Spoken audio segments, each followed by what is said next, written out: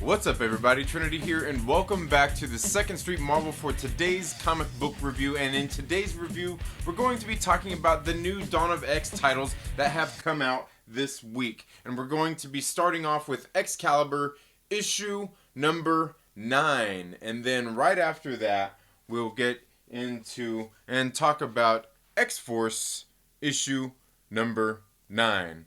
Okay, so in case you haven't been keeping up with these series, I don't know, what are you doing here? I'm just kidding. You can still watch. And go back and watch all my other reviews. There's probably links to them somewhere, I don't know, somewhere around here where you can go and check those out. But you should, definitely check out some of these different titles.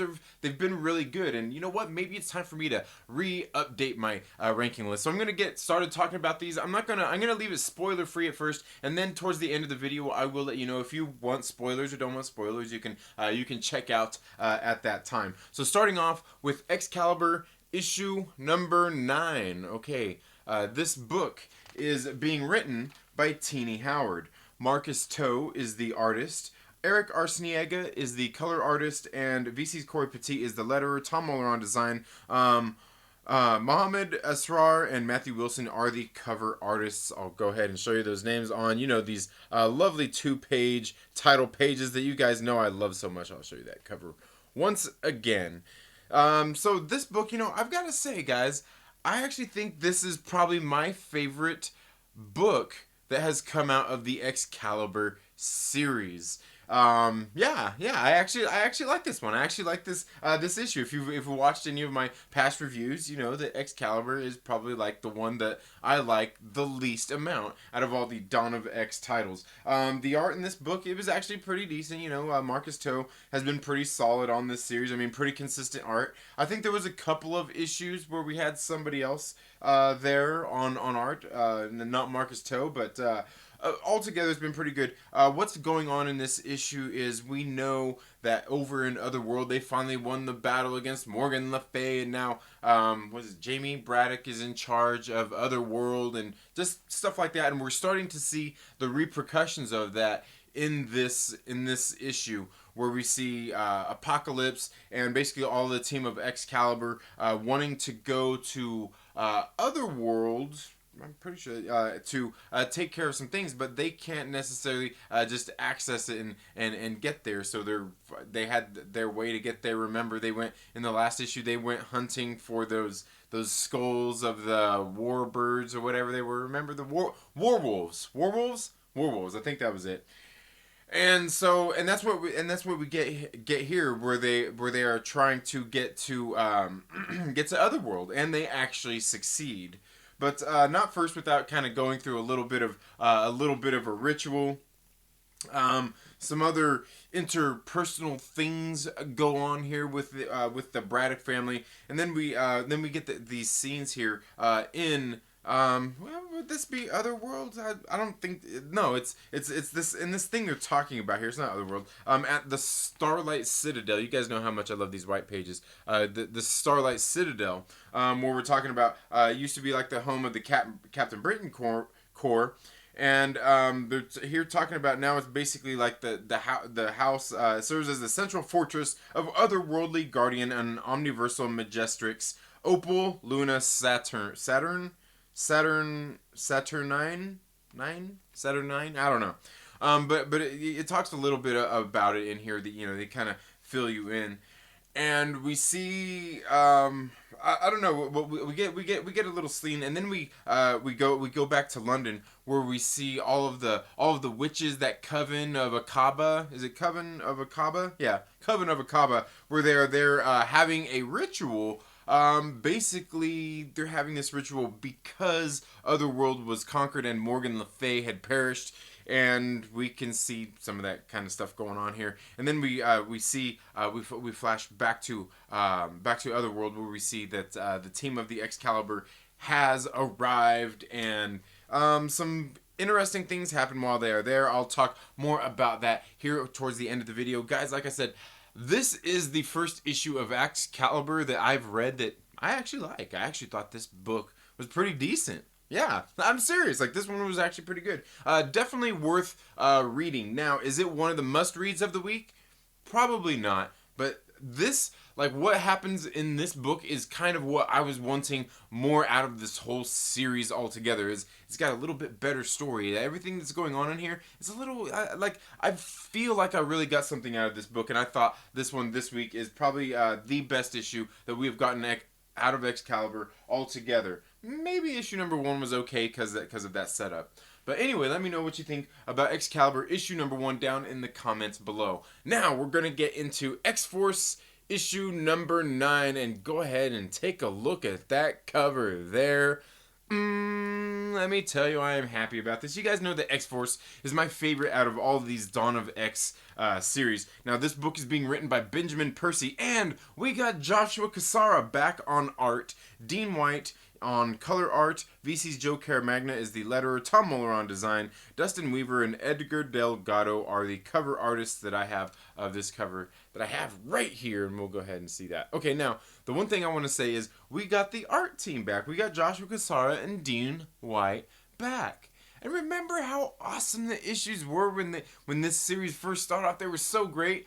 And then we moved on with different artists. I think we had Caselli in there, and we had, gosh, who else? There was somebody else in there doing the art as well. Guru EFX came in, was doing the color art, and they did such a good job.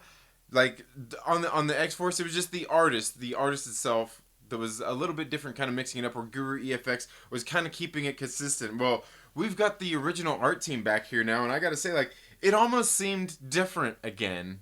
You know what I mean? Kind of almost like I got used to that, and I'm like, I'm not used to Joshua Cassara and Dean White's work here again, and it was kind of weird. I got to be honest with you. I thought it was a little bit weird here. Yeah. So anyway, we flash here to we flash here to Krakoa. In Krakow, and we can see they've definitely got some strange rituals and things that they do there in Krakow to keep themselves occupied. Do they not? And we get this great scene as all this stuff is happening here at the beginning. We get this great scene at the Green Lagoon, and we remember what they were talking about in one of the last issues about them needing a place to kind of come together and to commune together and have a good time. Well, this must be it, because here we get this panel that has like freaking every single mutant that you can think of. Like, almost all of them are there. They're all there chilling, hanging out, just having some fun. We even see the Sage and Domino is there, and Domino, she's back. That's right, Domino's back. But I mean, we knew that though, right? Anyway, we see everything's kind of going on here where in Krakoa, and like I said, people just kind of, I don't know, just living it up, I guess, if you want, just a little weird. And then, of course, what do we get? You guys remember some of this stuff. We get Beast's logbook, The Trouble with Terra Verde, right? You guys know how much I love these white pages here, man. Gotta love them.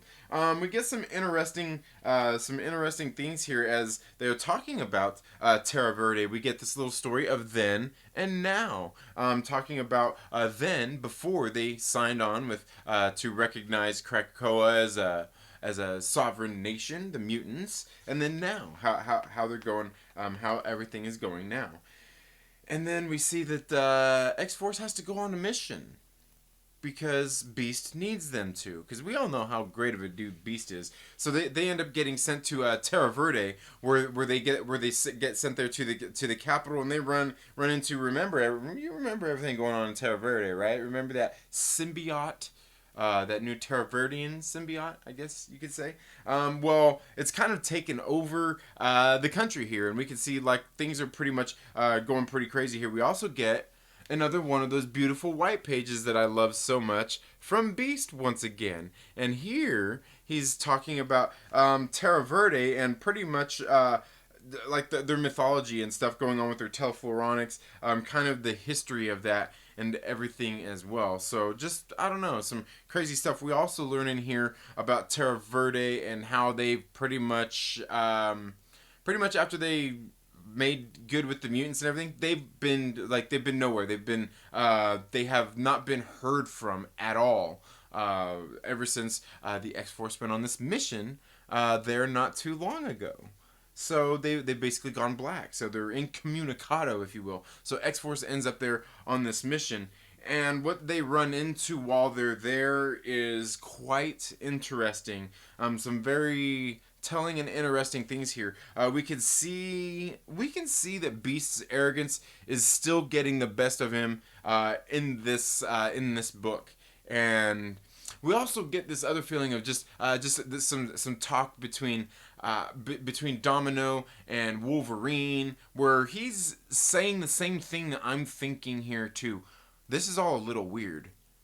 Everything's going sideways here. It's all weird. Everybody's acting weird. I'm not sure what's going on here. And I love it. But I don't. But I do! Oh, man, I don't know. I'm telling you guys, X-Force has just been absolutely great. This is the best out of the Dawn of X books. This one is definitely one of the must-reads of the week, especially out of the Dawn of X titles. There's only 2 of them. This one was great, and like I'm telling you, this was a great week for Excalibur too. So let me know, guys, what you think about X-Force issue number 9 down in the comments below. Now, if you don't want any spoilers or anything, here in the next couple minutes I'm going to be talking about spoilers and stuff like that. If you don't want any of that, just go ahead and take off now. Come back after you've read the books and all of that stuff, and leave your comments and leave your thoughts. And thanks for being here. Make sure you like the video and all that stuff. We're going to go ahead and get into some spoilers right now. Now, guys, we're going to start off with the Excalibur issue number 9 with some of the spoiler stuff here. Some of the stuff is pretty crazy what's going on here in Excalibur, guys. The stuff with the Starlight Citadel. I thought very interesting stuff here. Where all that stuff really comes in is at the end of the book that gets me. But some of this stuff that I don't really understand here, where we get Betsy Braddock and Brian Braddock there kind of talking, not even talking, like he's trying to avoid her, where he's going to the lighthouse and checking out some stuff. Like, I don't know, I'm not for sure what he's doing, what he's doing there. And then all this stuff going on here in this Citadel. What is it? The Citadel of Light, or what they call it again? I can't remember. The Starlight Citadel. The stuff that we got going on in there. Very interesting stuff. I'm curious as to what this package is that they end up taking here. So I'm not really for sure what that has to deal with, but I'm guessing it's kind of has to deal with what we're getting at the very end of the book. Some of this very interesting stuff here, where we got the Coven of Akaba, where they come up and they make the sacrifice because Morgan Le Fay had died. I thought that stuff was pretty cool in this issue. Like I said, I think this was the best issue. We even get here where God, who is this? I can't remember her name. I'm not too familiar who she is. Megan Pusinu. I don't know. It seems like is she related to the Braddocks? Is she? I think. I don't know. Because it seems like that's who she seems to be talking about and dealing with here through some of this stuff. I thought this stuff right here was kind of cool. But what I really liked was when we flash back to Otherworld, man, and Shogo, man, he gets shot out of the air, and is it like did we finally see Jubilee be a badass? I thought it was kind of cool seeing her actually get all pissed off and come, after Shogo had got attacked, and we see her come in and just slam down on shit, and like she kind of rains fire. I thought that was pretty cool. But here at the very end, when we get there, and we basically have all of these guys, all these Captain Britons, I thought was very interesting. I don't understand that. I mean, we could see, obviously, we've got Gambit, we've got Rogue, we've got Richter and Jubilee here, all as these Captain Britons here. And I'm wondering if this has to do with, like, that whole Otherworld thing, what so above is below, or whatever. You remember from the first issue, right? I don't know, guys. I thought Excalibur issue number 9 was really good. And I'm quite surprised because, guys, you know if you follow me here on the channel long enough, I haven't really enjoyed Excalibur overall. Now, X-Force, guys, this one, man, I'm telling you, I thought this book was great. Now, we were talking before, some of the stuff in here, like this stuff here at the beginning with Wolverine and the, you know, what is it, his son here, right? Where they're having a little thing with the claws. Like, I don't know. It's not my thing. But that's just kind of some of the weird stuff they're doing here on Krakoa now. Like, okay, I get it. You know, things could get boring. The interesting stuff was this conversation that we've seen Sage starting to have right here with Domino, where Domino can remember what happened to her, but she don't have those scars or anything. You know what I mean? Like, really weird there, because if I remember right, in the last issue, didn't she want to remember and have all of that stuff there? I thought she, like, I can't remember how it was, but it seems like it's a little bit different what happens here in the book from what she wanted, because she wanted to remember. She I don't know, maybe that's what she said she wanted. Like the pain is gone, but the memory is still there. You know what I mean? Really weird stuff. I'm not really for sure how to feel about that, because I feel like her wishes were a little bit different than what she got here, from what she said to Colossus in the last issue. And then I don't know. That's just me. And then Black Tom Cassidy here getting all drunk and going crazy. I thought, like, I don't know. All these guys they're starting to act really weird about a lot of this stuff. And then this whole stuff with Beast in here is just crazy. It's just crazy because his stuff in here, he's acting like, oh, he don't know what's going on. He don't know what happened. Like, oh, like he's the guy who caused all this. The stuff going down in Terra Verde, this was him. And we see that they get there to Terra Verde, and once again, did we lose some more mutants here again? I'm thinking we did, but this stuff here at the very end, man, this is creepy with this stuff with the Terra Verde. With we got the animal that goes in and then walks into that cave, and then they all run out, and they're talking about Kid Omega was talking about it's an angry god here at the very end. Man, that was some great stuff. And, you know, I think there was somebody else mentioning about this before, but also where we've actually been talking about where somebody else had been mentioning where Krakoa is essentially, has essentially become just like the phalanx and things like that. It's like its own, like an organic phalanx. And we see that Terra Verde and the telefloronics and all those things that they've had going on in Terra Verde is crazy. Man, I don't know, man. Stuff going on in X-Force has been bananas. I love it. But guys, let's talk about this down in the comments below, and I'm sure we'll talk about this more on the Saturday comic book show. Guys, let's talk about this down in the comments below. I'm sure we'll do a live stream and we'll all come together and talk about that. Maybe we'll save that for Wednesday, give you all a chance to read them and everything. But that's all I have for this video today, guys. Thank you all so much for tuning in to the 2nd Street Marvel. If you're not already, please make sure you subscribe, click the little bell, you know, all of that good stuff. Give this video a thumbs up if you like it, give it a thumbs down if you don't. It's all good. I totally understand, and I don't take it personal. But while you're at it, make sure that you share it with a friend and invite them to come hang out with us here on the 2nd Street Marvel. You all have a very good day. Have a great rest of the week. Enjoy your new comic book day. Enjoy some good comics, and we'll see you in the next video. Later.